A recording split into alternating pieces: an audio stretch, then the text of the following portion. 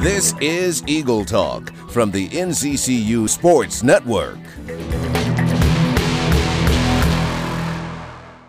And a pleasant good afternoon to you. We come to you live from McDougald-McClendon Gym here on the campus of North Carolina Central University. This is Eagle Talk. It's the first one of the month of December. We're totally into basketball season here at North Carolina Central. I'm joined by the head coach of the Eagles men's basketball team, LeVelle Moton, as we're 9 games into the 2009-2010 season. Eagles coming off their second win of the season, a 82-63 win over Carver Bible College. In that contest, the Eagles had 6 players in double figures, and that had been done since February 18th, 2003. Coach, let's go ahead and talk about the contest against Carver Bible College. It was one that you said beforehand, if we don't come out with the focus and the intensity that you expect each and every night, it's going to be a battle throughout, and it certainly was in the first half. Without a doubt. We're certainly a young and inexperienced team, and when you are a young and inexperienced team, you tend to think that you can play up and down to the levels of your competition, and, like I know in sports, that's just one of the biggest mistakes that any individual or any team could possibly make. And we tried that. We tried our hand at it the first 10 minutes, and I think we looked up at the clock and we were down 15. So a couple of timeouts and a couple of adjustments and a couple of motivation speeches. We played good basketball the last 30 minutes of the game. It really seemed that you found a way to beat that zone. And you said coming into that contest, beating that zone against Carver Bible College was going to be a big key. And once you got it down to that baseline, I mean, TJ and Josh and Dami were down there, could certainly pick their poison, and you were able to break through.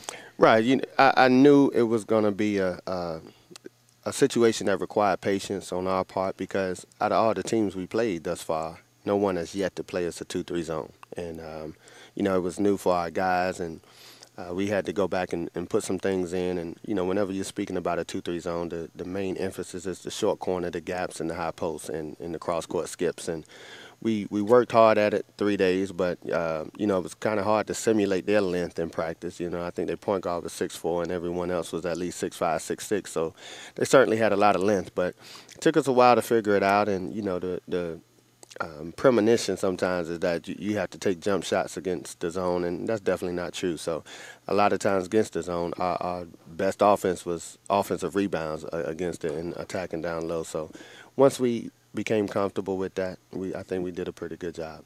When I mentioned earlier about the 6 players in double figures, is that the type of scoring you want to have? You want to have that type of balanced scoring? You don't want to depend on the CJs or the Michael Glaskers to put the points on the board? Right, exactly. We have to have balanced scoring, because if you look at our roster, we really don't have any Batmans. We got a bunch of Robins, but not a Batman. So balanced scoring, helps us. And when that comes, I guess assists has taking its toll also. We had 23 assists just by looking at your stat sheet. So that's definitely a plus. So that means we're sharing the ball, and everyone found their comfort zone at some point in time throughout the game instead of 1 or 2 players. Saturday night, you seemed to really light up when I mentioned to you Dami got his first double-double. Why is that so exciting to you? Well, he's a special kid. He's a kid who I recruited when I was an assistant coach, and for him to go through the hardships and trials and tribulations that he went through last year, thinking he would play, and then all of a sudden the clearinghouse saying he couldn't. That kid's hung in here, and it was the first year that he was pretty much removed from basketball and had to be a general student. And, he went through some trials and tribulations and responded. So to see him get rewarded for his perseverance, it was gratifying to me. Dennis Scott, coach, sends his regards from Greensboro. He says, I'm really excited for the future of the men's basketball team. Go ahead and please keep up the good work and go Eagles. So I want to say hello to Dennis Scott in Greensboro. Dennis, I appreciate that. Thanks for your comments. You can email us at whooks@nccu.edu. That's my email address, whooks@nccu.edu. All right, Coach, let's get away from the Carver Bible College game. Obviously, it was a big win. You're 2-0 at home at this point. No matter who the competition is, it's got to be great to have won 2 games out of 2 games at home in front of your home fans. That's been one of our focuses coming into this year. We wanted to protect our home turf, so we definitely have done a good job of that so far. So now we're looking for our first road victory. It's been quite a while since North Carolina Central has gotten a road victory against the Division I school, Coppin State, back in 2008, your first season at Division I. That highlights just A, how tough a schedule the Eagles have played, and B, how tough it is in Division I to win on the road. Exactly.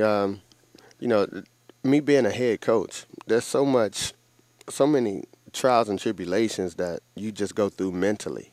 Forget the physical aspect of the game, just mentally. And I think a lot of times people take for granted the necessary progressions and changes and adjustments that these young men have to go through, whether it's traveling an hour, staying in airports 3 or 4 hours, and then being tired but still having to study and come back home and go to class the next day.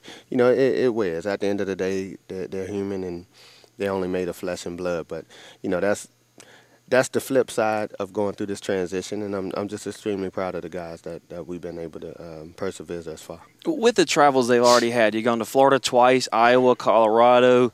It seems like they've been well adjusted, as you just mentioned, but just talk about how they've continued to fight each and every contest.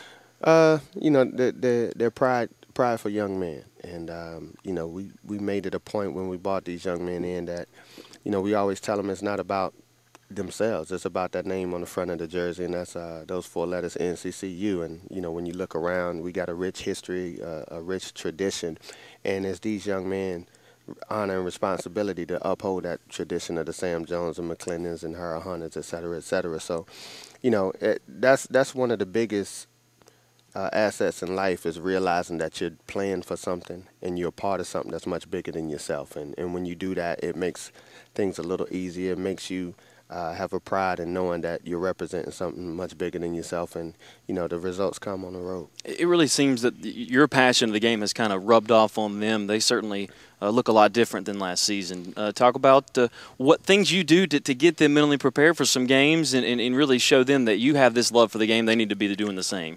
Well, truth be told, we just try to hold them accountable, and I just think that's important in all aspects of life, because when they leave North Carolina Central and go out in this real world, they're going to be held accountable for whatever position or whatever responsibility that they must have, or job that they must perform. So why not start here? So, mental errors, the effort, the concentration, those are things that we constantly speak of, and those are things that we constantly have to have, especially when you're not as talented as other teams. The minute details and the minute components of the game have to be in place.